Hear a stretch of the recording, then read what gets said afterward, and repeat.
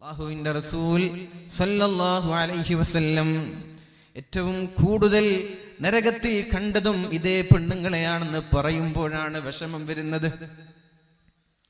4 കാര്യം ചെയ്യുവീ നിങ്ങൾക്ക് ഞാൻ സ്വർഗം നൽകാമെന്ന് പരിശുദ്ധ റസൂലുള്ളാഹി സല്ലല്ലാഹു അലൈഹി വസല്ലം. ഇദാ സ്വല്ലത്ത് ഖംസഹാ, പെണ്ണേ നീ നിന്റെ 5 വക്ത് നിസ്കാരം കൃത്യമായി നിർവഹിക്ക്. 5 വക്ത് നിസ്കാരം കൃത്യമായി നിർവഹിക്ക്. അല്ലാഹുവിന്റെ ഹബീബ് പറയാൻ, സ്കൂളിൽ പഠിക്കുന്ന പെൺകുട്ടികൾ പൗഡർ പോകുമോ ഫൗണ്ടേഷൻ പോകുമോ എന്ന് പറഞ്ഞ് ളുഹർ നിസ്കരിക്കാത്ത കാലമാണ്. ഇത് തമാശയല്ല. സ്കൂളിലേക്ക് പഠിക്കാൻ പോകുന്ന പെൺകുട്ടികൾ ഉച്ചയ്ക്ക് ളുഹർ നിസ്കരിക്കാതിരിക്കാനുള്ള കാരണം വുളൂ ചെയ്താൽ മുഖത്തിന്റെ ഫൗണ്ടേഷനും മേക്കപ്പും നഷ്ടപ്പെടുമോ എന്ന് ഭയന്നിട്ട് വുളൂ ചെയ്യാതെ നിസ്കരിക്കാതെ വരുന്ന പെണ്ണുങ്ങൾ. ആ പെണ്ണുങ്ങളോടാണ് പറയുന്നത്, പെണ്ണെ നീ നിന്റെ 5 വക്ത് നിസ്കാരം കൃത്യമായി നിർവഹിക്കുക. ഇദാ സ്വല്ലത്ത് ഖംസഹാ, 5 വക്ത് നിസ്കാരം കൃത്യമായി നീ നിർവഹിച്ചാൽ, വസ്വാമത്ത് ശഹ്റഹാ, പരിശുദ്ധമായ റമളാൻ മാസം നോമ്പ് പിടിച്ചാൽ.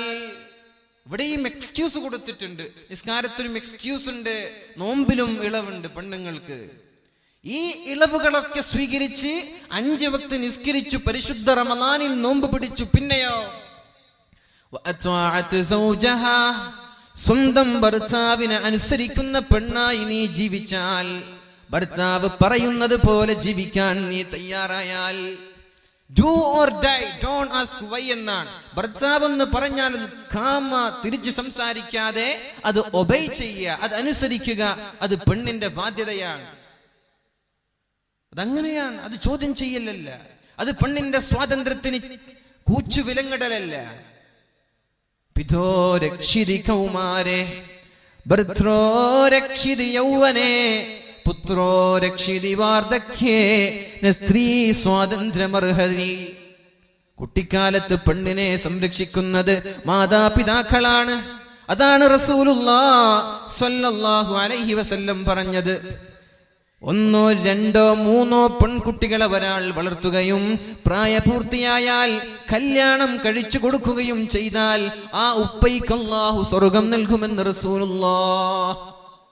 അപ്പൊ ഒരു പെൺകുട്ടി കുട്ടിയായിരിക്കെ അവളെ വളർത്തുന്നത് അവളുടെ ഉപ്പയാണ്. ഇനി ഭർത്താവ് കല്യാണം കഴിഞ്ഞാലോ ഭർത്താവിന്റെ കൈകളിലാണ് ഉത്തരവാദിത്വം. ഭർത്താവിനോട് പറഞ്ഞു, ഖൈറുക്കും ഖൈറുക്കും ലി അഹ്ലി, നിങ്ങളിൽ ഏറ്റവും നല്ലവൻ പെണ്ണിനോട്, നിങ്ങളുടെ ഭാര്യമാരോട് നന്നായി പെരുമാറുന്ന ആളുകളാണ്. നമ്മളിൽ ഏറ്റവും നല്ല ആളാരാ? ഭാര്യയോട് നന്നായി പെരുമാറുന്ന ആളാണ്. അല്ലാതെ സംഘടനാ നിലയിലൊക്കെ വളരെ ഉന്നതമായ സ്ഥാനമുണ്ടാകും, നല്ല സോഷ്യൽ വർക്കർ ആയിരിക്കും. അതൊന്നും നീ ഒരു നല്ലവനാണ് എന്നതിനുള്ള സർട്ടിഫിക്കറ്റ് അല്ല. നിന്റെ ഭാര്യ പറയണം, എന്റെ ഭർത്താവ് ബെസ്റ്റ് വൺ എന്ന് നിന്റെ ഭാര്യ പറഞ്ഞാലേ നീ നല്ലവൻ എന്ന് പറയാൻ പറ്റൂ. ഇത് അല്ലാഹുവിന്റെ ഹബീബിന്റെ വാക്കുകളാണ്. ഖൈറുക്കും ഖൈറുക്കും ലി അഹ്ലിഹി വഅന ഖൈറുക്കും ലി അഹ്ലി, ഞാൻ എന്റെ ഭാര്യമാരോട് നന്നായി പെരുമാറുന്നവനാണെന്ന് പരിശുദ്ധ റസൂലുള്ളാഹി സ്വല്ലല്ലാഹു അലൈഹി വസല്ലം. അപ്പോ യൗവനത്തിലെത്തുന്ന പെണ്ണിനെ സംരക്ഷിക്കുന്നത് ഭർത്താവാണ്. ഭർത്താവ് പറഞ്ഞതനുസരിക്കേണ്ടത് ഭാര്യയുടെ കടമയാണ്. ഭർത്താവ് പറഞ്ഞതനുസരിക്കുന്ന പെണ്ണ് ഖാമ എന്ന് ഭർത്താവിനോട് ചോദ്യം ചെയ്യാതെ എന്തെങ്കിലും ഒരു കാര്യം പറയുമ്പോൾ ഉടനെ അതനുസരിക്കുന്ന പെണ്ണ്. പിന്നെ അല്പം കഴിഞ്ഞു നിന്റെ തലയണ മന്ത്രമോ അല്ലെങ്കിൽ നീ പഠിച്ച 18 പണിയുമായി നിനക്ക് ഭർത്താവിനോട് എക്സ്ക്യൂസ് പറയാൻ കുഴപ്പമില്ല. പക്ഷേ ഭർത്താവ് നിന്നോടൊരു കാര്യം ചെയ്യാൻ പറഞ്ഞാൽ നീ ഓൺ ദി സ്പോട്ട് തർക്കിച്ച് കയറല്ല, എനിക്ക് പറ്റൂല എന്ന് പറയല്ല. നിങ്ങൾ വേണമെങ്കിൽ ചെയ്തോ, എന്നോട് പറയല്ല എന്ന് പറയരുത്. അങ്ങനെ നമ്മുടെ പെണ്ണുങ്ങളൊക്കെ ആയി മാറിയോ എന്ന് ഞാൻ അത്ഭുതപ്പെടുകയാണ്. സമ്പത്തും പഠനവും അതേപോലെ കുടുംബത്തിന്റെ സ്റ്റാറ്റസ് ഒക്കെ ഭർത്താവിനെ ചോദ്യം ചെയ്യാനുള്ള മാനദണ്ഡമായി ഇന്ന് മാറിയിട്ടുണ്ടോ എന്ന് ഞാൻ ചിന്തിച്ചു പോവുകയാണ്. പെണ്ണെ, നിന്റെ നാശം നീ ഭർത്താവിനെ ധിക്കരിക്കലോട് കൂടെ തുടങ്ങുകയാണ്. ഭർത്താവിനെ അനുസരിച്ചാൽ പ്രായപൂർത്തിയെത്തിയത് മുതൽ നിന്റെ ഗുഹ്യാവയവങ്ങളെ ഹറാമിൽ പെടാതെ നീ സൂക്ഷിച്ചാൽ, പ്രായപൂർത്തിയെത്തി, നിന്റെ സെക്ഷുവൽ ഹോർമോണുകൾ വളരാൻ തുടങ്ങി. അപ്പോഴേക്കും കണ്ടവൻ നമ്പറുകൾ തരുമ്പോൾ അത് വാങ്ങി സംസാരിക്കാൻ നീ തയ്യാറാവാതെ, കണ്ടവനെ പ്രേമിച്ച് നടക്കാനോ പ്രണയിച്ച് നടക്കാനോ തയ്യാറാവാതെ, സ്കൂളിൽ പോയി അവിടെയും തോന്നിവാസങ്ങൾ കാട്ടി നടക്കാൻ തയ്യാറാവാതെ, ഞാൻ എൻ്റെ അള്ളാഹുവിനെ പേടിക്കുന്നു എന്ന് പറഞ്ഞുകൊണ്ട് നീ അള്ളാഹുവിലേക്ക് മടങ്ങാൻ തയ്യാറായാൽ, സ്കൂളിന്റെ കഥകളൊക്കെ പറയണോ ഞാൻ? സ്കൂളിൽ നടക്കുന്ന സംഭവങ്ങൾ പരിതാപകരമാണ്, വളരെ പേടിക്കേണ്ട വിഷയമാണ്. നമ്മുടെ മക്കളെയൊക്കെ നമ്മൾ ഡിഗ്രിക്കും പോസ്റ്റ് ഗ്രാജുവേഷനും ഡോക്ടറേറ്റിനും അതേപോലെ MPhilഉം അങ്ങനെ പല രീതിയിൽ പഠിക്കാൻ വേണ്ടി പറഞ്ഞേക്കുന്ന ആളുകളാണ്. ഇന്റേണൽ മാർക്കിന് വേണ്ടി അധ്യാപകർക്ക് ശരീരം കാഴ്ചവെക്കേണ്ട അവസ്ഥയാണ് പല കോളേജുകളിൽ നടക്കുന്നത്. ഡെന്റിസ്റ്റ് ആവണം, ദന്തവിദഗ്ധയാവണം, അതേപോലെ ജൈനക്കോളജിസ്റ്റ് ആവണം എന്നൊക്കെ പറഞ്ഞ് നമ്മുടെ മക്കളെ ലക്ഷങ്ങൾ വാരി വിതറി പല യൂണിവേഴ്സിറ്റികളിലും പല കോളേജുകളിലും പറഞ്ഞയച്ചു. അവിടെ നടക്കുന്നത് ആഭാസങ്ങളാണ്. എല്ലാവരും എങ്ങനെയെന്ന് ഞാൻ പറയുന്നില്ല. അധ്യാപകന്റെ ഇന്റേണൽ മാർക്ക് ലഭിക്കാൻ വേണ്ടി അധ്യാപകന്റെ വീട്ടിലും റൂമിലും കയറിയിറങ്ങി ശരീരം പോലും കാഴ്ചവെക്കേണ്ട ദയനീയ അവസ്ഥയുണ്ട് എന്ന് പറഞ്ഞതൊരു കോളേജിൽ പഠിക്കുന്ന പെൺകുട്ടിയാണ്. ഇതൊക്കെ അനുഭവങ്ങളാണ്. അതേപോലെ സ്കൂളിൽ പഠിക്കുന്ന 100% പെൺകുട്ടികൾക്കും പ്രണയമുണ്ട്. അതിൽ 30% പെൺകുട്ടികളും പ്രണയിക്കുന്നത് അമുസ്ലിമീങ്ങളെയാണ് എന്ന് ഒരു മുസ്ലിം മാനേജ്മെന്റിന്റെ സ്കൂളിൽ പഠിക്കുന്ന പെൺകുട്ടി ഡയറി എഴുതി വെക്കുന്നുണ്ട്. മനസ്സിലാക്കണം, നമ്മൾ ഒരു മുസ്ലിം മാനേജ്മെന്റ് നടത്തുന്ന സ്ഥാപനത്തിൽ പഠിക്കുന്ന പെൺകുട്ടികൾ 100% പേർക്കും പ്രണയമാണ്. അതിൽ 30% ആളുകളും പ്രണയിക്കുന്നത് അന്യമതസ്ഥരെയാണ്. എന്നിട്ട് നമ്മളിങ്ങനെ കരുതി നടക്കുക, എന്റെ മകൾ ഇതൊന്നും ചെയ്യൂല. ഇത് വെറും ഒരു കോഴിക്കോടിന്റെ സംഭവമല്ല. ഒരു കോഴിക്കോട് നിന്നൊരു ഒളിച്ചോട്ടം കല്യാണത്തിന്റെ അതേ ദിവസം ഒളിച്ചോടുമ്പോ ഇത് അവിടെയല്ലേ, ഇതെനിക്ക് പ്രശ്നമല്ലല്ലോ എന്ന് കരുതി നാം നിൽക്കുകയാണ്. എന്റെ മക്കളെ കുറിച്ച് അമിതമായ ആത്മവിശ്വാസം. അവരുടെ ബാഗ് ചെക്ക് ചെയ്യാറില്ല, അവരുടെ നീക്കുപോക്കുകൾ നമ്മൾ ശ്രദ്ധിക്കാറില്ല. അവരുടെ റൂമിൽ നമ്മൾ തനിച്ച് കിടത്തി ഉറക്കുകയാണ്. അവരുടെ ഫോൺ ഉണ്ടോ, അവർ സംസാരിക്കുന്നുണ്ടോ, സ്കൂളിൽ പോയി എന്താണ് ചെയ്യുന്നത് എന്നൊന്നും നമ്മൾക്ക് വിഷയമേ അല്ല. അങ്ങനെ നമ്മൾ മക്കളെ എങ്ങനെ അഴിച്ചു വിടുന്നു. കല്യാണത്തിന്റെ തലേന്ന് പോകുന്നു, കല്യാണം കഴിഞ്ഞു പോകുന്നു, കല്യാണത്തിന്റെ മുമ്പ് പോകുന്നു. ഇതൊന്നും 1, 2, 3 സംഭവങ്ങളല്ലല്ലോ, അല്ലേ?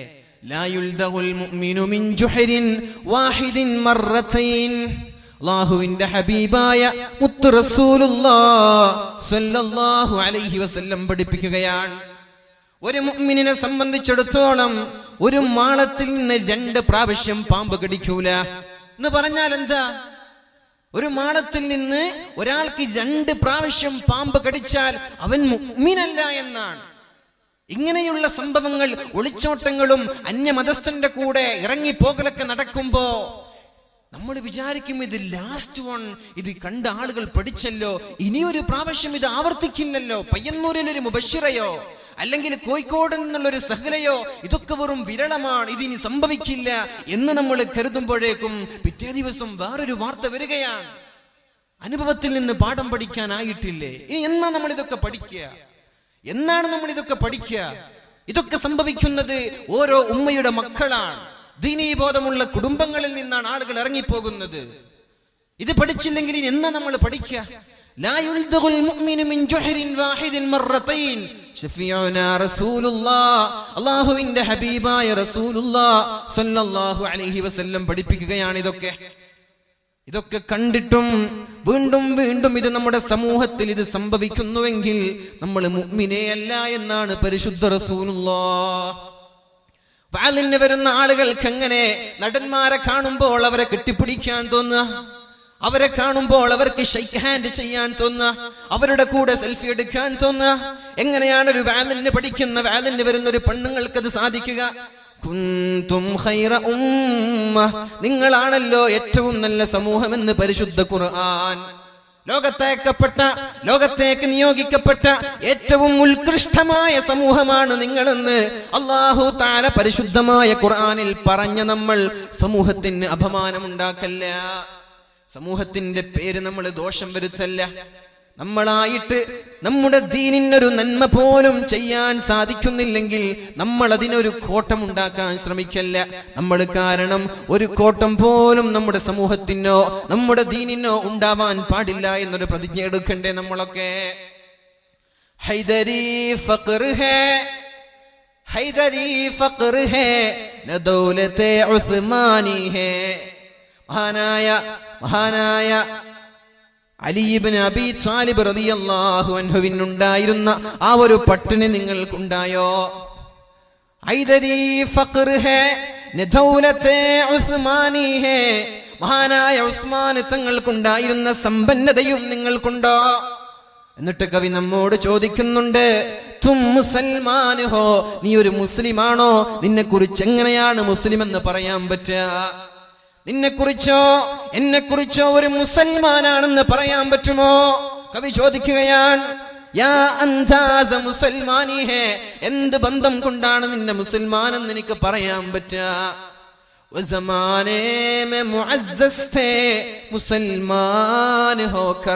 മുസ്ലിം എന്ന് പറയുമ്പോൾ അഭിമാനം നടിച്ചിരുന്ന ഒരു കാലമുണ്ട്. ഐ ആം എ മുസ്ലിം, ഞാനൊരു മുസ്ലിമാൻ, ഞാനൊരു മുസൽമാനാണെന്ന് അഭിമാനത്തോടെ പ്രൗഢിയോടെ പറഞ്ഞിരുന്ന ഒരു കാലമുണ്ട്. ഇന്ന് മുസ്ലിം എന്ന് പറയുമ്പോൾ പേടി തോന്നുകയാണ്. എന്തേ കാരണം? കവി തന്നെ നമ്മോട് പഠിപ്പിക്കുന്നുണ്ട്. ഔർ തും ഖാർ ഹുയേ താരിഖേ ഖുർആൻ ഹോക്കർ, നീ പരാജയപ്പെടാനും നീ തോറ്റുപോവാനും നിന്റെ സംസ്കാരങ്ങൾ നഷ്ടപ്പെടാനും നിന്റെ സ്വാഭിമാനം നഷ്ടപ്പെടാനും കാരണം ഒന്നേ ഒന്ന് മാത്രം. ഔർ തും ഖാർ ഹുയേ താരിഖേ ഖുർആൻ ഹോക്കർ, പരിശുദ്ധമായ ഖുർആനിന്റെ ആശയങ്ങളെ നീ വലിച്ചെറിഞ്ഞപ്പോ, പരിശുദ്ധമായ ദീനിന്റെ സംസ്കാരങ്ങളെ നീ വളച്ചൊടിക്കാൻ ശ്രമിച്ചപ്പോ, വാലിന്റെ സദസ്സുകളെ നീ പുച്ഛിക്കാൻ തുടങ്ങിയപ്പോൾ നിന്റെ സംസ്കാരം നഷ്ടപ്പെട്ടു, നിന്റെ അഭിമാനം നഷ്ടപ്പെട്ടു. പിന്നെ നിന്റെ മുസൽമാൻ എന്ന പേര് മാത്രമാണ് അവിടെ ബാക്കിയായത്. അതുകൊണ്ട് പൊന്നുമ്മമാരെ, ഞാൻ പറയുന്നത്, നമ്മളായിട്ട് നമ്മുടെ മതത്തിനൊരു കോട്ടം വരുത്തല്ല, നമ്മളായിട്ട് പേരുദോഷം വരുത്തല്ല. ആരാണ് ഈ ഇസ്ലാമിനെ പടുത്തുയർത്തിയത്? പരിശുദ്ധമായ റമദാൻ മാസം ഒട്ടിയ വയറുമായി പൊട്ടിയ വാളുമായി ഭക്ഷണം കഴിക്കാതെ 313 പേർ, ആയിരക്കണക്കിന് മുശ്രിക്കീങ്ങളായ ആളുകളോട് പടപൊരുതി, വെള്ളമില്ലാതെ ഭക്ഷണമില്ലാതെ, ലിതകൂന കലിമത്തുല്ലാഹി ഹിയൽ ഉല്യാ, പരിശുദ്ധമായ മതം ലോകത്ത് പാറിക്കളിക്കണം, ലോകത്തിന്റെ മുക്കുമൂലകളിൽ ഇസ്ലാം പടർന്ന് പന്തലിക്കണമെന്ന താല്പര്യത്തോടെ കഠിനാധ്വാനം ചെയ്ത് നാടില്ലാതെ വീടില്ലാതെ കുടുംബങ്ങളില്ലാതെ മക്കളില്ലാതെ സമ്പത്തില്ലാതെ എല്ലാം വലിച്ചെറിഞ്ഞുകൊണ്ട് ഇസ്ലാമിനെ പ്രോത്സാഹിപ്പിക്കുവാനും ഇസ്ലാമിനെ പ്രചരിപ്പിക്കുവാനും വേണ്ടി ജീവിതം തന്നെ ത്യജിച്ചു വെച്ച മഹാന്മാരായ സ്വഹാബാക്കൾ, ആ സ്വഹാബാക്കളുടെ പാത നമ്മളായിട്ട് നഷ്ടപ്പെടുത്താൻ പാടില്ല. ഇതിനൊരു നേട്ടം നിന്നെക്കൊണ്ടോ എന്നെക്കൊണ്ടോ ഉണ്ടാക്കാൻ സാധിക്കുന്നില്ലെങ്കിൽ പിന്നെ എന്തിന് സഹോദരി നമ്മളായിട്ട് നഷ്ടപ്പെടുത്തുന്നത്? ഇതിന്റെ മഹത്വം നമ്മളായിട്ട് കളയല്ലേ എന്ന് ഞാൻ സ്നേഹത്തോടെ പറയാൻ. കവി ചോദിക്കുന്നുണ്ട്, കൈഫ നളുന്നു ബില്ലബ്നാഇ ഖൈറാ ഇദാ നശഉ ബിഹിൽനിൽ ജാഹിലാത്തി. വളരെ നല്ലൊരു ചോദ്യമാണ്. എങ്ങനെയാണ് നമ്മുടെ മക്കളൊക്കെ നന്നാവുക? എങ്ങനെയാണ് നമ്മുടെ മക്കളൊക്കെ സ്വാലിഹീങ്ങളാവുന്നത് എന്ന് കവി ചോദിക്കുകയാണ്. അതിന് ഉത്തരവാദി ഉമ്മയാണ്. കവി പറയുന്നു, ഫകൈഫ നളുന്നു ബില്ലബ്നാഇ ഖൈറാ, നമ്മുടെ മക്കൾ നന്നാവുന്നു എന്ന് നന്നാവണമെന്ന് എങ്ങനെയാണ് നമ്മൾ ആഗ്രഹിക്കുക? ഇദാ നശഉ ബിഹിൽനിൽ ജാഹിലാത്തി, ജയസൂര്യ വരുമ്പോ നീർച്ചാലിലേക്ക് ഓടിപ്പോകുന്ന ഉമ്മമാർ, നിങ്ങളുടെ മടിത്തട്ടിൽ വളരുന്ന മക്കൾ എങ്ങനെയാണ് നന്നാവുമെന്ന് നമ്മൾ ആഗ്രഹിക്കുന്നത്? തോന്നിവാസങ്ങൾ ചെയ്യുന്നത്, തോന്നിവാസങ്ങൾ ചെയ്താലും മടുക്കാതെ, റമദാൻ എന്നില്ല, പെരുന്നാളെന്നില്ല, സംശുദ്ധമായ പരിശുദ്ധമായ ദിവസങ്ങളെന്നില്ല, എല്ലാം കാറ്റിൽ പറത്തി തോന്നിയതുപോലെ ജീവിക്കുന്ന ഉമ്മമാരുടെ മടിത്തട്ടിൽ ഈ മക്കൾ വളർന്നാൽ ഈ മക്കളിൽ എങ്ങനെയാണ് നന്മകൾ നമ്മൾ ആഗ്രഹിക്കുന്നത്? മക്കൾക്ക് മുലപ്പാല് നൽകുമ്പോൾ വരെ, മുലപ്പാൽ നൽകുന്നതൊരു ഇബാദത്താണ്, അതും ഒരു ആരാധനയാണ്.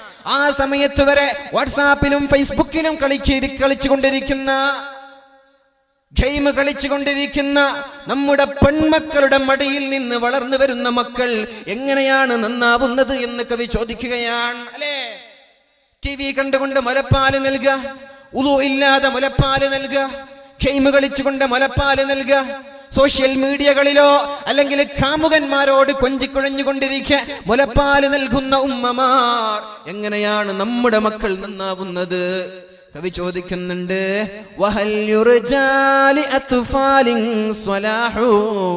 നിങ്ങൾക്ക് പ്രതീക്ഷയുണ്ടോ ഈ മക്കൾ നന്നാവുമെന്ന്?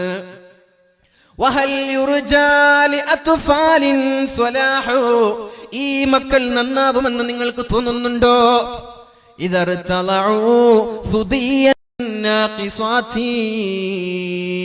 ദീനിനെ കുറിച്ച് ബോധമില്ലാത്ത, ദീനിനെ കുറിച്ച് തിരിപാടില്ലാത്ത, ദീനിനെ കുറിച്ച് അറിവില്ലാത്ത, ദീനെന്തെന്നറിയാത്ത ഈ ഉമ്മമാർ മുലപ്പാല് നൽകിയ ഈ മക്കൾ എങ്ങനെയാണ് നന്നാവുന്നത് എന്ന് കവി ചോദിക്കുകയാണ്.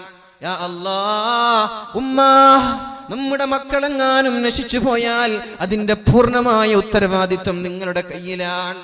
ഉസ്താദുമാരെ പറയല്ല, മദ്രസയിൽ പഠിപ്പിക്കുന്ന ഉസ്താദുമാരുടെ കുറ്റമല്ല. എങ്ങനെയാണ് മദ്രസയിലൊക്കെ പഠിപ്പിക്കുക? പഠിക്കാത്തതിന്റെ പേരിൽ ഒന്ന് വടിയെടുത്താൽ പിന്നെ പ്രശ്നങ്ങളായി, പിന്നെ മദ്രസയിലേക്ക് മാർച്ചായി, പിന്നെ ആ ഉസ്താദിനെ പുറത്താക്കാതെ എന്റെ മകനെ ഞാൻ മദ്രസയിലേക്ക് പറഞ്ഞേക്കില്ല എന്ന് വാശി പിടിക്കുന്ന ഉമ്മമാർ, എങ്ങനെയാണ് നമ്മുടെ മക്കൾ നന്നാവുമെന്ന് നമ്മൾ ആഗ്രഹിക്കുന്നത്? എങ്ങനെയാണ് നമ്മുടെ മക്കൾ നന്നാവുമെന്ന് നമ്മൾ പ്രതീക്ഷിക്കുന്നത്? നന്നാകുമോ? പഠിക്കാത്തതിന്റെ പേരിൽ അടിക്കാൻ പാടില്ല, കളിച്ചതിന്റെ പേരിൽ അടിക്കാൻ പാടില്ല. തോന്നിവാസങ്ങൾ എത്ര 100 കൂട്ടം തോന്നിവാസങ്ങൾ ചെയ്താലും, കഞ്ചാവ് അടിച്ചാലും, കള്ള് കുടിച്ചാലും, പെണ്ണ് പിടിച്ചാലും, മകന്റെ കൂടെ നിന്ന് മകന്റെ തിന്മകളെ ന്യായീകരിക്കുന്ന ഉമ്മമാർ നമ്മുടെ നാട്ടിലുണ്ടാകുമ്പോൾ എങ്ങനെയാണ് ഈ മക്കൾ നന്നാവുമെന്ന് കരുതുന്നത്? അതുകൊണ്ട് പൊന്നു സഹോദരിമാരെ, അള്ളാഹുവിന്റെ ഹബീബ് പറയുന്നൊരു ഹദീസുണ്ട്, മാ മിൻ അബ്ദിൻ യസ്തറഈഹില്ലാഹ്. അല്ലാഹു തആല ഒരാൾക്ക് ഒരു അധികാരം നൽകിയാൽ, അല്ലാഹു തആല ഒരു പെണ്ണിനോ ഒരു ആണിനോ ഒരു അധികാരം നൽകി, ആ അധികാരം ഭംഗിയായി പൂർത്തീകരിക്കാതെ മരിച്ചുപോയാൽ ലാ യദ്ഖുൽനൽ ജന്ന, അവർ സ്വർഗ്ഗത്തിലേക്ക് കടക്കുകയേ ഇല്ല. നമ്മുടെ മക്കൾ അമാനത്തുൻ ഫീ അഅനാഖികും, നമ്മുടെ ഷോൾഡറിൽ അല്ലാഹു കെട്ടിത്തന്ന, അല്ലാഹു സൂക്ഷിക്കാൻ ഏൽപ്പിച്ച സൂക്ഷിപ്പ് മുതലാണ് നമ്മുടെ മക്കൾ. അത് പെൺമക്കളും പെട്ടു, ആൺമക്കളും പെട്ടോ. നമ്മുടെ മക്കളെല്ലാം നമ്മുടെ കയ്യിൽ അല്ലാഹു സൂക്ഷിക്കാൻ ഏൽപ്പിച്ച മുതലാണത്. അതിനോട് ചില ബാധ്യതകളും ചില കടമകളും അല്ലാഹു ഉമ്മമാർക്ക് പഠിപ്പിച്ചു കൊടുത്തു. ഈ രീതിയിലാണ് മക്കളെ പഠിപ്പിക്കേണ്ടത്. 10ാം ക്ലാസ് പഠിക്കുന്ന കുട്ടി വലിക്കുന്നത് സീസറാണ്, 5ാം ക്ലാസ് പഠിക്കുന്ന കുട്ടിയും അടിക്കുന്നത് കഞ്ചാവാണ്. ഇതൊന്നും കണ്ടാലും അറിഞ്ഞാലും ഉമ്മമാർക്ക് പ്രശ്നമില്ലല്ലോ, എന്റെ കുട്ടിയല്ലേ, കുഴപ്പമില്ല, ചെയ്തോട്ടെ. പൊന്നുമ്മ, നിങ്ങൾ മരിച്ചു പോകുമ്പോ മക്കളോടുള്ള ബാധ്യത ചെയ്ത് വീട്ടാതെ മരിച്ചു പോയാൽ സ്വർഗത്തിലേക്ക് കടക്കാൻ പറ്റൂല എന്ന് പറയുന്നത് ഞാനല്ലേ? ഇത് പരിശുദ്ധ റസൂലുള്ളാഹി സ്വല്ലല്ലാഹു അലൈഹി വസല്ലം പഠിപ്പിക്കുന്ന വാക്കുകളാണ്. മരിച്ചു പോയാൽ എന്താ ചെയ്യാ? നാളെ അല്ലാഹുവിന്റെ കോടതിയിൽ റബ്ബനാ അരിനൽ ലദൈനി അളല്ലാനാ മിനൽ ജിന്നി വൽ ഇൻസ് ലിനജഅൽഹുമാ തഹ്ത അഖ്ദാമിനാ വലിയകൂനാ മിനൽ അസ്ഫലീൻ. മുസ്ലിംകൾ തിങ്ങിപ്പാർക്കുന്ന മേഖലകളിലാണ് പ്രശ്നങ്ങൾ നടക്കുന്നത്. മുസ്ലിമീങ്ങൾ തിങ്ങിപ്പാർക്കുന്ന ഏരിയകളിൽ നമ്മുടെ മക്കൾ കിടന്നുറങ്ങുമ്പോൾ 12 മണിയും 1 മണിയും 2 മണിയുമാകുന്നു. ഉമ്മ, നീ ചോദിച്ചോ എവിടെയായിരുന്നു ഇതുവരെ എന്ന്? ബസ് സ്റ്റാൻഡിലിരിക്കുന്ന കുട്ടിയോട് 9 മണിക്ക് വീട്ടിലെത്തിയില്ലെങ്കിൽ വീടിന്റെ കതകടിച്ച് വീട്ടിൽ നിന്ന് പുറത്താക്കുമെന്ന് പറയാനുള്ള തന്റെ ഇടം നമ്മുടെ ഉമ്മമാർക്കുണ്ടോ? നമ്മുടെ നാടിന്റെ ചുറ്റുവട്ടത്തുള്ള ഈ അങ്ങാടികളിൽ ബസ് സ്റ്റാൻഡിൽ 12 മണി വരെ 1 മണി വരെ കിടന്നുറങ്ങാതെ നമ്മുടെ മക്കൾക്ക് എന്താണ് അവിടെ ചെയ്യാനുള്ളത്? എന്ത് ഡ്യൂട്ടിയാണ് അവർക്കുള്ളത്? എന്ത് ദൗത്യമാണ് അവർക്കുള്ളത്? എന്താണ് അവർ ചർച്ച ചെയ്യുന്നത്? എന്താണ് അവർക്ക് ചർച്ച ചെയ്യാനുള്ള വിഷയം? എന്താണ്? ഇശാ നിസ്കാരം കഴിഞ്ഞാൽ കിടന്നുറങ്ങിക്കൂടെ? ഇശാ നിസ്കാരം കഴിഞ്ഞാൽ സംസാരിക്കല്ല, അത് ഭാര്യമാരോട് മാത്രമേ സംസാരിക്കാൻ ഓപ്ഷനുള്ളൂ. അങ്ങനെയാണ് ദീന് പഠിപ്പിക്കുന്നത്. ഇശാ കഴിഞ്ഞാൽ പിന്നെ ഉറങ്ങണം, പിന്നെ സംസാരിച്ചിരിക്കരുത്. ഭാര്യമാരോട് ജോലി കഴിഞ്ഞ് ക്ഷീണിച്ചു വരുന്ന ഭർത്താക്കന്മാർക്ക് സംസാരിക്കാം. അതേപോലെ നാട്ടിൽ അല്ലറ ചില്ലറ പ്രശ്നങ്ങളുണ്ടെങ്കിൽ അത് പരിഹരിക്കാനും സംസാരിക്കാം. അല്ലാതെ വെറുതെ സ്വര പറയുന്നത് ഇസ്ലാം നമ്മൾക്ക് അനുവദിച്ച് തന്നിട്ടില്ല. എന്നിട്ട് നമ്മുടെ മക്കൾ എങ്ങനെ കടന്നിങ്ങനെ സംസാരിക്കുന്നത്? മുസ്ലിമീങ്ങളൊക്കെ 9 മണിയാകുമ്പോ വീട്ടിൽ കയറി മീശ മുളക്കാതെ 10ാം ക്ലാസ്സിലും 9ാം ക്ലാസ്സിലൊക്കെ പഠിക്കുന്ന കുട്ടികൾ 2 മണിക്ക് റോഡിലും ടൗണിലും ഇങ്ങനെ അലഞ്ഞു തിരിയ. എന്താ ഇവർക്കൊന്നും ഉപ്പമാരില്ലേ? ഇവർക്കൊന്നും ഉമ്മമാരില്ലേ? നിങ്ങളുടെ വീട്ടിലേക്ക് വൈകി എത്തുന്ന മക്കളെ നിങ്ങളല്ലാതെ പിന്നെ ആരാ ചോദ്യം ചെയ്യേണ്ടത്? പള്ളിയുടെ ഉസ്താദിനത് പറ്റുമോ? നാട്ടിലുള്ള പ്രസിഡന്റിനത് പറ്റുമോ? ഇതുവർ ചോദ്യം ചെയ്താൽ നാളെ പിന്നെ പ്രശ്നമല്ലേ? അതുകൊണ്ട് നിങ്ങളുടെ കയ്യിലുള്ള ബാധ്യതയാണിത്. This is your responsibility. നിങ്ങളുടെ ഉത്തരവാദിത്തമാണ്. നിങ്ങൾ ഇത് ഭംഗിയായി ചെയ്തില്ലേ, നാളെ മരിച്ചു പോയാൽ സ്വർഗത്തിന്റെ കവാടം നിങ്ങൾക്ക് കടക്കാൻ കഴിയില്ലെന്ന് പരിശുദ്ധ റസൂലുള്ളാഹി സ്വല്ലല്ലാഹു അലൈഹി വസല്ലം. അല്ലാഹു നമ്മുടെ മക്കളെ ദീനി ബോധമുള്ളവരാക്കട്ടെ. റബ്ബനാ അരിനല്ലദൈനി അളല്ലാനാ മിനൽ ജിന്നി വൽ ഇൻസി ലിനജഅൽഹുമാ തഹ്ത അഖ്ദാമിനാ വലിയകൂനാ മിനൽ അസ്ഫലീൻ. ഉമ്മമാരെ നരകത്തിലേക്ക് വലിച്ചെറിയാൻ പറയുന്ന മക്കളുണ്ട് നാളെ. അല്ലാഹു അവരിൽ നമ്മെ പെടുത്താതിരിക്കട്ടെ. നമ്മുടെ മക്കളെയും അങ്ങനെയുള്ള മക്കളിൽ അല്ലാഹു പെടുത്താതിരിക്കട്ടെ. നിങ്ങൾക്ക് നിങ്ങളുടെ മക്കളിലും നിങ്ങളുടെ ഭാര്യമാരിലും ശത്രുക്കളുണ്ട് എന്ന് പരിശുദ്ധ ഖുർആൻ പഠിപ്പിക്കുമ്പോ ഉമ്മമാരെ ഉപ്പമാരെ മാറാനുള്ള സമയമായിട്ടില്ലേ? അലം യഅ്നി ലില്ലദീന ആമനൂ തഖ്ശഅ ഖുലൂബുഹും ലിദിക്രില്ലാഹ്. അല്ലാഹുവിനെ പേടിച്ചുകൊണ്ട് മാറാനുള്ള സമയം നിങ്ങൾക്കായിട്ടില്ലേ? എന്നാണ് നിങ്ങൾ മാറുന്നത്? ഗെയിം കളിച്ചുകൊണ്ടിരിക്കുന്ന ചെറുപ്പക്കാരെ കിട്ടാനില്ല. കല്യാണ വേളകളിൽ, നിക്കാഹിന്റെ സദസ്സുകളിൽ, പള്ളിയുടെ വരാന്തയിൽ നിന്ന് വരെ മിനി മിൽറ്റി എന്ന് പറയുന്ന ഗെയിം കളിച്ച് മറ്റുള്ളവനെ ഷൂട്ട് ചെയ്തുകൊണ്ട് പരിസരത്ത് നടക്കുന്ന സംഭവങ്ങൾ പോലും അറിയാതെ, ഫോൺ വിളിച്ചാൽ ഫോൺ അറ്റൻഡ് ചെയ്യാതെ ഗെയിം കളിച്ചുകൊണ്ടിരിക്കുന്ന ചെറുപ്പക്കാരാ, അല്ലാഹു നാളെ ചോദ്യം ചെയ്യുന്നുണ്ട്. ലാ തസൂലു ഖദമ ഇബ്ന ആദം. ആദമിന്റെ പുത്ര, നിന്റെ കൈകാലുകൾ അനക്കാൻ പറ്റൂല, നിന്റെ കാൽപാദങ്ങളെ ചലിപ്പിക്കാൻ പറ്റൂല. ഹത്താ യുസ്അല അൻ ഖംസിൻ. 5 കാര്യങ്ങളെ കുറിച്ച് അല്ലാഹു ചോദ്യം ചെയ്യാതെ. 5 കാര്യങ്ങളെ കുറിച്ച് അല്ലാഹു ചോദ്യം ചെയ്യുമെന്നാണ്. ആ ചോദ്യത്തിന് വ്യക്തമായ സ്പഷ്ടമായ മറുപടിയില്ലാതെ നാളെ രക്ഷപ്പെടാൻ പറ്റുമെന്ന് ചെറുപ്പക്കാരാ നമ്മൾ ആരും കരുതേണ്ട. രക്ഷപ്പെടാൻ പറ്റൂല. എന്താണ് ചോദ്യമെന്നറിയോ? അൻ ഉംരിഹി ഫീമ അഫ്നാ. നിന്റെ ആയുസ് നീ എന്തിനു വേണ്ടിയാണ് ചെലവഴിച്ചത്? പറയാൻ പറ്റുമോ ഞാൻ ഗെയിം കളിച്ച് തീർത്തുവെന്ന്? ഗെയിം കളിക്കാൻ എന്താണ് ഈ ഗെയിമൊക്കെ പഠിപ്പിക്കുന്നത്? മറ്റുള്ളവനെ കിക്ക് ചെയ്യാനും ഷൂട്ട് ചെയ്യാനും പഠിപ്പിക്കുന്ന ഗെയിമുകൾ. ഇത് പക്വതയെത്തിയ ചെറുപ്പക്കാർ വരെ കളിക്കുന്നു എന്ന് പറയുമ്പോഴാണ് വിഷമം വരുന്നത്. ചെറിയ ചെറിയ കുട്ടികൾ പൊതുവെ ഗെയിം കളിക്കാറുണ്ട്. അതുവരെ ക്രിമിനൽ സ്വഭാവമുള്ള ഗെയിം കളിച്ചാൽ ഈ കുട്ടി ഭാവിയിൽ ക്രിമിനൽ ആകാനുള്ള സാധ്യതയുണ്ട് എന്ന് മാനസിക വിദഗ്ധര് പറയാണ്. പക്ഷേ പക്വതയെത്തിയ 25ഉം 20ഉം കഴിഞ്ഞ ചെറുപ്പക്കാരൊക്കെ ഈ മൊബൈലും പിടിച്ച് ഗെയിം കളിക്കാന്ന് പറയുമ്പോൾ വിഷമം തോന്നുകയാണ്. എന്താണ് ഈ ഗെയിമിലൊക്കെ ഉള്ളത്? അല്ലാഹു ചോദിക്കുന്നുണ്ട്. അല്ലാഹുവിന്റെ ഹബീബായ നബി തങ്ങളോട് പറയുന്നുണ്ട്, നബിയെ, ഈ ഗെയിമും കളിച്ച് നടക്കുന്ന ഒരു കൂട്ടം ആളുകൾ, നിങ്ങൾ അവരെ കുറിച്ച് ഡോണ്ട് ബോദർ അബൌട്ട് ദം. അവരെ കുറിച്ച് നിങ്ങൾ ചിന്തിക്കുകയേ വേണ്ട, അവരെ കുറിച്ച് നിങ്ങൾ കെയർ ചെയ്യേ വേണ്ട. അവരുടെ കാര്യം ഞാൻ ഏറ്റെടുത്തിട്ടുണ്ട് എന്ന് പരിശുദ്ധ ഖുർആൻ പറയാണ്. വദരില്ലദീന തഖദൂ ദീനഹും ലഇബൻ വലഹ്വാ. ജീവിതം തന്നെ കളിയും ചിരിയുമാക്കി മാറ്റിയ ആളുകൾ, അവരെ നിങ്ങൾ വിട്ടേക്ക് നബിയെ, അവരുടെ കാര്യം ഞാൻ നോക്കിക്കോളാം. വേൾഡ് 20 നടക്കുകയാണ്. വേൾഡ് കപ്പ് 2020 നടക്കുകയാണ്. ആ ഒരു വേൾഡ് കപ്പ് നടക്കുമ്പോ കളി കാണാൻ വേണ്ടി വാളിന്റെ സദസ്സുകൾ ഒഴിവാക്കുന്ന ചെറുപ്പക്കാരാ, നിന്നോടാണ് അല്ലാഹു പറയുന്നത്, നിന്നെ കുറിച്ചാണ് അല്ലാഹു പറയുന്നത്. വദരില്ലദീന തഖദൂ ദീനഹും ലഇബൻ വലഹ്വാ. ജീവിതം അവരുടെ മതം തന്നെ കളിയാണ്, മതം തന്നെ തമാശയാണ്, അവരുടെ ദീനി തന്നെ ഗെയിമുകളും സ്പോർട്സുകളുമാണ്. അങ്ങനെയുള്ള ആളുകളെ കണ്ടാൽ നബിയെ നിങ്ങൾ അവരെ കുറിച്ച് ശ്രദ്ധിക്കുകയേ വേണ്ട. നിങ്ങൾ അവോയ്ഡ് ചെയ്യണം, അവരെ മൈൻഡ് ചെയ്യല്ല. ദുനിയാവിന്റെ ഐഹികമായിട്ടുള്ള സുഖങ്ങൾ അവരെ വഞ്ചിച്ച് കളഞ്ഞിട്ടുണ്ട് നബിയേ. സോഷ്യൽ മീഡിയകളിലും വാട്സാപ്പിലും ഗെയിമിലുമൊക്കെ സമയം ചെലവഴിക്കുന്ന ചെറുപ്പക്കാരാ, അല്ലാഹു നാളെ നമ്മോട് ചോദിക്കാൻ പോകുന്ന ചോദ്യമുണ്ട്. നിനക്ക് ഞാനൊരു മൊബൈൽ ഫോൺ വാങ്ങിച്ചു തന്നു, എനിക്ക് വേണ്ടി നീ എന്താണ് ചെയ്തത്? നിനക്ക് ഞാനൊരു ബൈക്ക് വാങ്ങിച്ചു തന്നു, കാറ് വാങ്ങിച്ചു തന്നു, മനോഹരമായ വീട് തന്നു, നല്ല സാമ്പത്തികമായി അഭിവൃദ്ധിയുള്ള ജോലി തന്നു. പക്ഷേ അതിൽ എനിക്ക് വേണ്ടി നീ എന്താണ് ചെയ്തത് എന്ന് നാളെ അല്ലാഹു നമ്മോട് ചോദിക്കുമ്പോൾ മറുപടിയുണ്ടോ? 24 മണിക്കൂറിൽ ഒരു 10 മണിക്കൂറോളം ഗെയിമിന് വേണ്ടി, കളിക്ക് വേണ്ടി ചെലവഴിക്കുന്ന ചെറുപ്പക്കാരാ, 1 മണിക്കൂർ പരിശുദ്ധമായ ഖുർആൻ പാരായണം ചെയ്യാൻ നമ്മൾ തയ്യാറായിട്ടുണ്ടോ?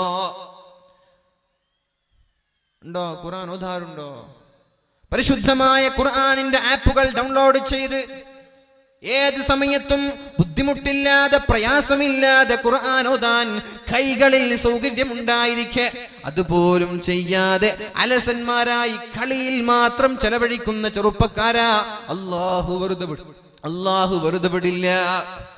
ഈ ചോദ്യങ്ങൾ ചോദിക്കാതെ അല്ലാഹു വെറുതെ വിടില്ല. നിന്റെ യുവത്വം നീ എന്തിനു വേണ്ടിയാണ് ചെലവഴിച്ചത്?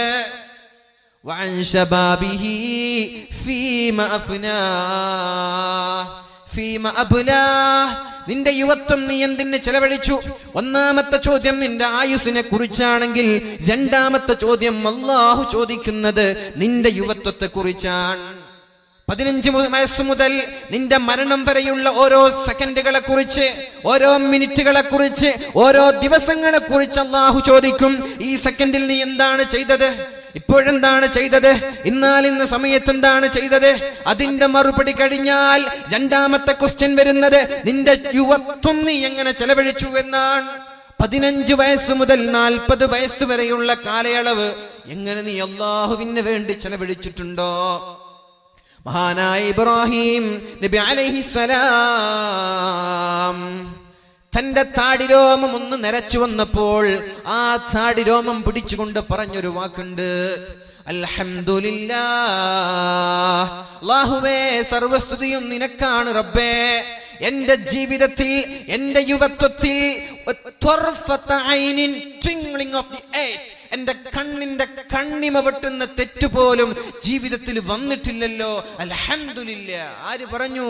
മഹാനായ ഇബ്രാഹിം നബി അലൈഹിസ്സലാം 40 വയസ്സായി ചാടിരോമമൊന്ന് നിരക്കാൻ തുടങ്ങുമ്പോൾ പറഞ്ഞതാണ്, ഒരു കണ്ണിമ വെട്ടുന്ന തെറ്റുപോലും എന്റെ ജീവിതത്തിൽ വന്നു പോയിട്ടില്ലല്ലോ. ഇത് പറയാൻ നമ്മൾക്ക് സാധിക്കുമോ ചെറുപ്പക്കാരാ? ജീവിതത്തിൽ ഒരു ദിവസമെങ്കിലും തെറ്റ് ചെയ്യാതെ നമ്മളിൽ നിന്ന് കടന്നു പോയിട്ടുണ്ടോ? ജീവിതത്തിൽ ഒരു മിനിറ്റ് പോലും തെറ്റില്ലാതെ ജീവിതത്തിൽ കടന്നു പോയിട്ടുണ്ടോ? അല്ലാഹു നമ്മൾക്ക് പുറത്തു തരുമാറാവട്ടെ. അല്ലാഹു നമ്മുടെ സകലമായ പാപങ്ങളും പുറത്തു തരുമാറാവട്ടെ.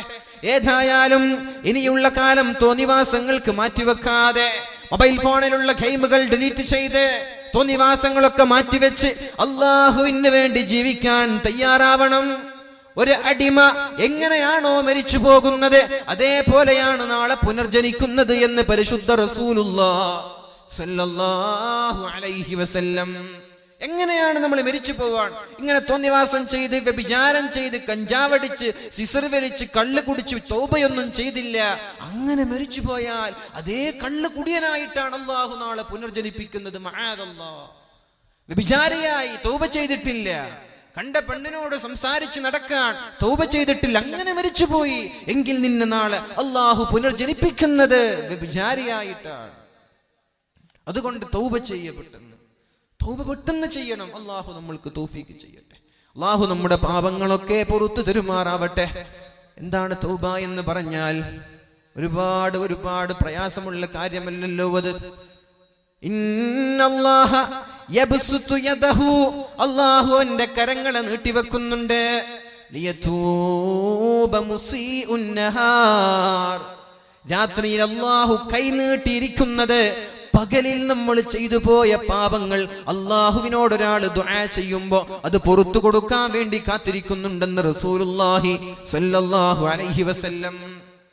യബ്സുതു യദഹു ഫിൽ ലൈൽ, രാത്രിയിൽ കൈനീട്ടിയിരിക്കുകയാണ്. എന്തിന്? ലിയതൂബ മുസീഉൻ നഹാർ, പകലിൽ ആരൊക്കെ തെറ്റ് ചെയ്യുന്നുണ്ട് അവരും എന്നോട് ചോദിക്കട്ടെ, ഞാൻ പുറത്തു കൊടുക്കാൻ തയ്യാറാണ്. അല്ലാഹു കാത്തിരിക്കുകയാണ്. നമ്മൾ എന്നിട്ടും ചോദിക്കുന്നില്ല.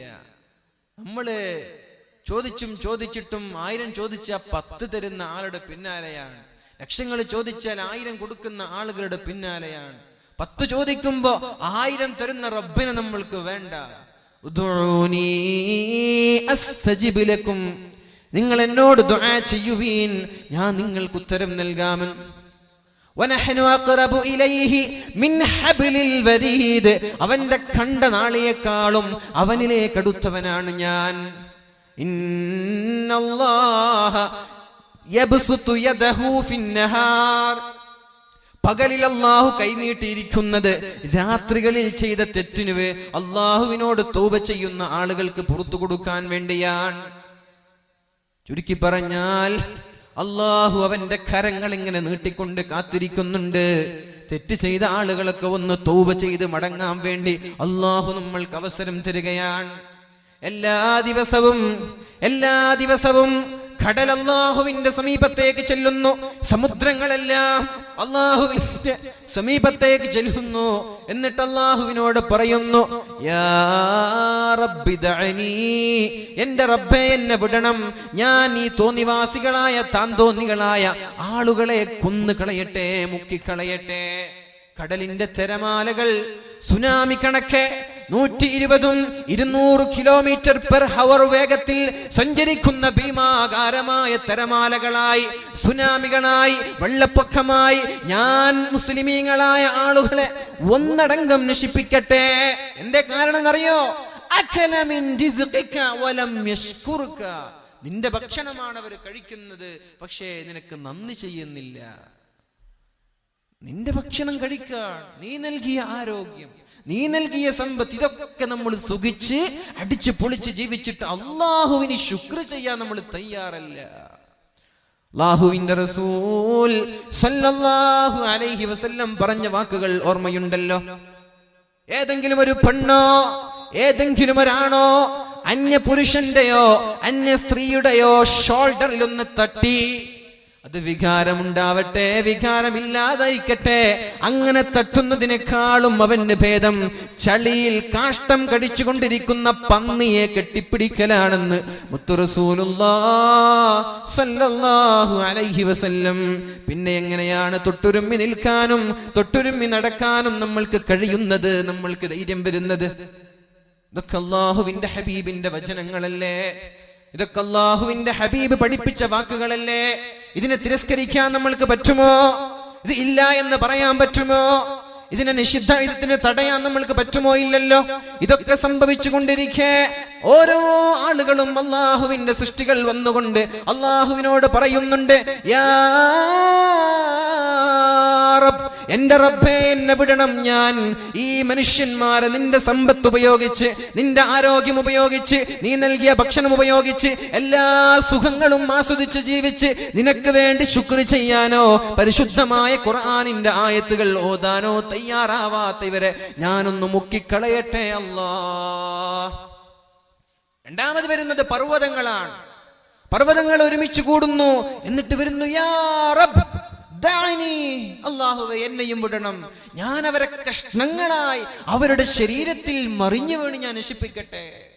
ആകാശങ്ങൾ അല്ലാഹുവിനോട് പറയുന്നു, യാ റബ്ബി ദഅനി, എന്റെ റബ്ബേ എന്റെ രക്ഷിതാവേ എന്നെ വിടണം, കഷ്ണങ്ങളായി ആകാശങ്ങളിൽ നിന്ന് തീക്കാറ്റുകളും ഇടികളും തീകഷ്ണങ്ങളും തീഗോളങ്ങളും ഇവരുടെ ശരീരത്തിലേക്ക് പതിപ്പിച്ചുകൊണ്ട് ഞാൻ ഇവരെ നശിപ്പിക്കട്ടെ അല്ലാഹ്.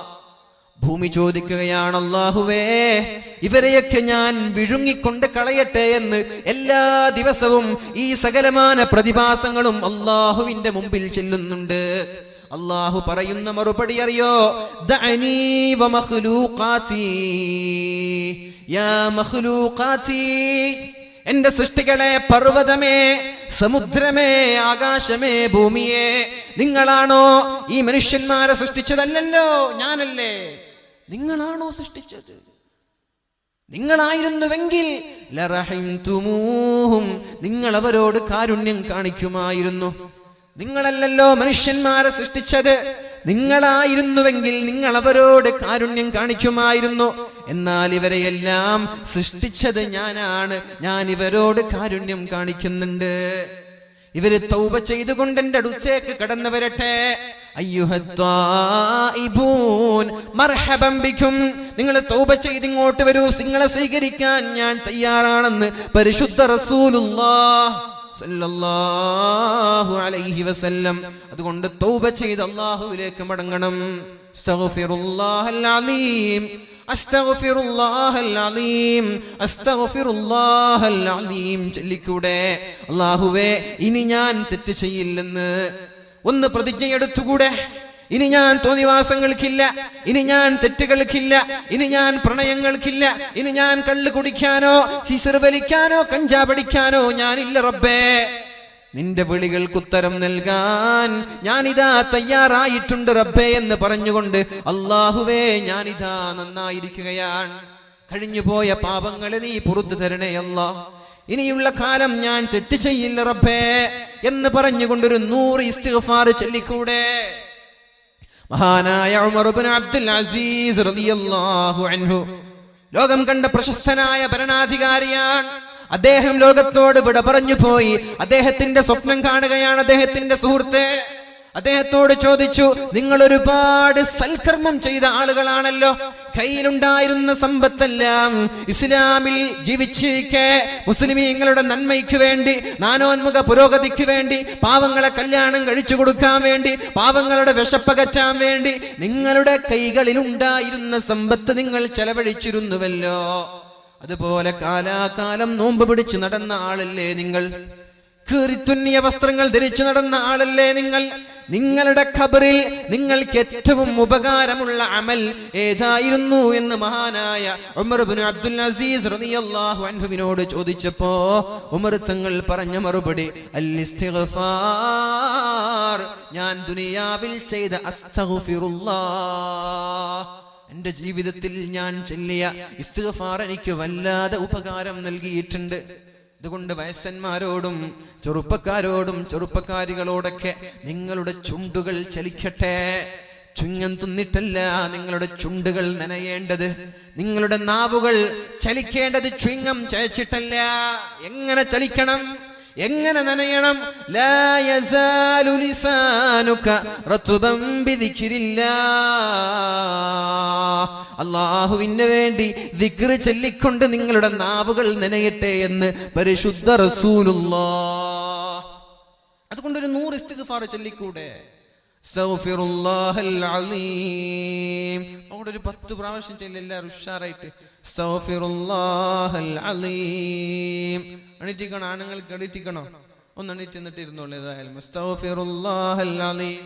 ഭർത്താവിനെ അനുസരിക്കുന്ന പെണ്ണ്, 5 വക്ത് നിസ്കരിക്കുന്ന പെണ്ണ്, അതേപോലെ നോമ്പ് പിടിക്കുന്ന പെണ്ണ്, ഈ പെണ്ണുങ്ങൾക്ക് അല്ലാഹു പറയുന്നത് ഉദ്ഖുലിൽ ജന്ന മിൻ അയ്യി അബ്വാബിൽ ജന്നതി ശിഅതി, സ്വർഗത്തിന്റെ 8 കവാടങ്ങളാണ്. ആ 8 കവാടങ്ങളിൽ ഏത് വാതിലാ നിനക്ക് വേണ്ടത്, അതിലൂടെ നീ കടന്നു പോയിക്കോ എന്ന് പെണ്ണുങ്ങളോട് പറയുമെന്നാണ്. എന്താണ് ഡിമാൻഡ്? 4 കാര്യം ചെയ്താൽ മതി. ഓൺലി 4 കാര്യം. 4 കാര്യം ചെയ്യേ. ഇത് പെണ്ണുങ്ങൾക്ക് അല്ലാഹു നൽകുന്ന ഓഫറാണ്. പക്ഷേ ആണുങ്ങൾ ഇത് ചെയ്താൽ സ്വർഗത്തിൽ കിടക്കോ? 5 വക്ത് നിസ്കരിച്ചു, നോമ്പ് നോറ്റു, ഭാര്യ പറഞ്ഞതൊക്കെ അനുസരിച്ച് നടന്നു, ഗുഹ്യസ്ഥാനം സൂക്ഷിച്ചു, സ്വർഗത്തിൽ കിടക്കോ? ഇല്ല. ആണുങ്ങൾ 4000 കാര്യം ചെയ്താലും സ്വർഗത്തിൽ കിടക്കില്ല. പക്ഷേ പെണ്ണെ, നിനക്ക് അല്ലാഹു ഓഫർ നൽകുന്നു, നീ 4 കാര്യം ചെയ്യേ, നിന്നെ ഞാൻ സ്വർഗത്തിൽ കടത്താം. സ്വർഗത്തിൽ കടത്താമെന്ന് മാത്രമോ? ഉദ്ഖുലീ മിൻ അയ്യി അബ്വാബിൽ ജന്നതി ശിഅതി, സ്വർഗത്തിന്റെ ഏത് കവാടമാണോ നിനക്ക് വേണ്ടത്, ആ കവാടത്തിലൂടെ നീ കടന്നു പോയിക്കോ എന്ന് റസൂലുള്ളാഹ്. സിദ്ദീഖ് തങ്ങളോട് നബി തങ്ങൾ പറയുന്നുണ്ട്, സ്വഹാബാക്കളൊക്കെ ഒരുമിച്ച് കൂടിയ സദസ്സാണ്. അല്ലാഹുവിന്റെ ഹബീബ് പറഞ്ഞു, സ്വതക്ക കൊടുക്കുന്ന ആളുകൾ സ്വതക്കയുടെ കവാടത്തിലൂടെ സ്വർഗത്തിലേക്ക് പോകുമെന്ന്. നോമ്പ് പഠിക്കുന്ന ആളുകൾ റയ്യാൻ എന്ന് പറയുന്ന ഡോറിലൂടെ സ്വർഗത്തിലേക്ക് കിടക്കും. നിസ്കരിക്കുന്ന ആളുകൾ അതിന്റെ കവാടത്തിലൂടെ. അങ്ങനെ ഹജ്ജിനെ സ്നേഹിച്ച ആളുകൾ എന്തൊക്കെ നന്മയാണോ ആ നന്മകൾക്കനുസരിച്ച് ഓരോ കവാടം അവിടെ ഫിക്സ് ചെയ്ത് വെച്ചിരിക്കുകയാണ്. അപ്പോഴാണ് സിദ്ദീഖ് തങ്ങൾ ചോദിച്ചത്, യാ റസൂലല്ലാഹ്, അല്ലാഹുവിന്റെ ഹബീബേ, 8 കവാടങ്ങളിലൂടെയും കടക്കാൻ പറ്റുന്ന ആരെങ്കിലും ഉണ്ടോ നബിയേ? നിങ്ങൾ പറഞ്ഞത് നോമ്പ് ഇഷ്ടപ്പെട്ട ആളുകൾ അതിന്റെ കവാടത്തിലൂടെയാണ് എന്നല്ലേ? എന്നാൽ 8 കവാടത്തിലൂടെയും ഒരാൾക്ക് കടന്നു പോകണമെന്ന് ആഗ്രഹമുണ്ട്. അങ്ങനെ ആരെങ്കിലും ഉണ്ടോ? അല്ലാഹുവിന്റെ ഹബീബായ നബി തങ്ങൾ പറഞ്ഞു, വഅൻത മിൻഹും യാ സിദ്ദീഖ്. അങ്ങനെ ആർക്കെങ്കിലും പോകാൻ പറ്റുമെങ്കിൽ സിദ്ദീഖേ, അതങ്ങേക്ക് മാത്രമാണ്. ഈ ഒരു ഓഫറാണ് അല്ലാഹു തആല പെണ്ണുങ്ങൾക്ക് കൊടുത്തത്. ഉദ്ഖുലീ മിൻ അയ്യി അബ്വാബിൽ ജന്നത്തി ശിഅതി. ഏത് വാതിലാണോ നിനക്ക് വേണ്ടത് ആ വാതിലിലൂടെ നീ കടന്നു പോയിക്കോ എന്ന് റസൂലുള്ളാഹ്. ഇത്രയും സൗകര്യം നൽകിയ പെണ്ണ് അല്ലാഹുവിന്റെ ഹബീബ് പറയാൻ. അല്ലാഹുവിന്റെ ഹബീബ് പറയാൻ, നാളെ സ്വർഗത്തിലേക്ക് കടന്നു പോകുമ്പോ ഇസ്രാഈലിന്റെ രാത്രിയിൽ സ്വർഗത്തിലൂടെ നരകത്തിലൂടെ പരിശുദ്ധ റസൂലുള്ളാഹി സ്വല്ലല്ലാഹു അലൈഹി വസല്ലം ഇങ്ങനെ കടന്നു പോകുമ്പോ വറഅയ്തു അക്സറ അഹ്ലിഹൻ നിസാ, അതിലേറ്റവും കൂടുതൽ താമസിക്കുന്നത് സ്ത്രീകളാണ്. നരകത്തിന്റെ വക്കിലൂടെ സ്വർഗത്തിന്റെ വക്കിലൂടെ മുത്ത് റസൂലുള്ളാഹി സ്വല്ലല്ലാഹു അലൈഹി വസല്ലമ തങ്ങൾ കടന്നുപോയി. പക്ഷേ വറഅയ്തു അക്സറ അഹ്ലിഹൻ നിസാ, നരകത്തിൽ ഏറ്റവും കൂടുതൽ കിടക്കുന്നത് പെണ്ണുങ്ങളാണ്. ഏത് പെണ്ണുങ്ങൾ? 4 കാര്യം ചെയ്താൽ സ്വർഗം നൽകാമെന്ന് പറഞ്ഞ പെണ്ണുങ്ങളാണ് ഏറ്റവും കൂടുതൽ നരകത്തിൽ കിടക്കുന്നത്. അല്ലാഹു നമ്മുടെ ഭാര്യമാരെ രക്ഷപ്പെടുത്തട്ടെ. അല്ലാഹു നമ്മുടെ കുടുംബങ്ങളെ, മാതാപിതാക്കളെ രക്ഷപ്പെടുത്തട്ടെ. സ്വഹാബാക്കൾ ചോദിച്ചു, ബിമയാ റസൂലല്ലാഹ്, നബിയേ, എന്തേ സ്ത്രീകൾ ഇങ്ങനെ നരകത്തിൽ കിടക്കാൻ കാരണമായത്? റസൂലുള്ളാഹി സ്വല്ലല്ലാഹു അലൈഹി വസല്ലമ തങ്ങൾ പറഞ്ഞു, ബികുഫ്രിഹിന്ന, അവരുടെ നിഷേധം കൊണ്ടാണ് അവർ നരകത്തിൽ കിടക്കുന്നത്. നമ്മുടെ പെങ്ങന്മാർ, നമ്മുടെ ഭാര്യമാർ, നമ്മുടെ കുടുംബങ്ങൾ നരകത്തിലേക്ക് കടക്കാതിരിക്കൽ നമ്മുടെ ബാധ്യതയാണ്, സൂക്ഷിക്കേണ്ടത്.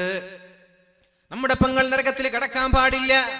നമ്മുടെ ഭാര്യമാരും നമ്മുടെ മാതാപിതാക്കളും നമ്മുടെ മക്കളും കടക്കാൻ പാടില്ല. അതിനെന്ത് വേണം? അവരെ കൺട്രോൾ ചെയ്യേണ്ടത് ആണുങ്ങളായ നമ്മുടെ ബാധ്യതയാണ്. അല്ലാഹു നമ്മൾക്ക് ബോധം നൽകുമാറാവട്ടെ. ബികുഫ്രിഹിന്ന, അവരുടെ നിഷേധം കാരണമാണ് അവർ നരകത്തിലേക്ക് കടക്കുന്നത് എന്ന് പറഞ്ഞപ്പോ അല്ലാഹുവിന്റെ റസൂലിനോട് ചോദിച്ചു, യക്ഫുർന ബില്ലാഹ്, അല്ലാഹുവിനെ നിഷേധിക്കുന്ന ആളുകളാണോ നബിയേ? നമ്മുടെ പെണ്ണുങ്ങളാണല്ലോ വേദന ഫസ്റ്റ് വരുന്നത്.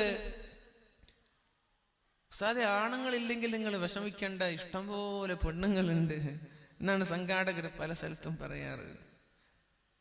യക്ഫുർനൽ ആശീർ, ഇവർ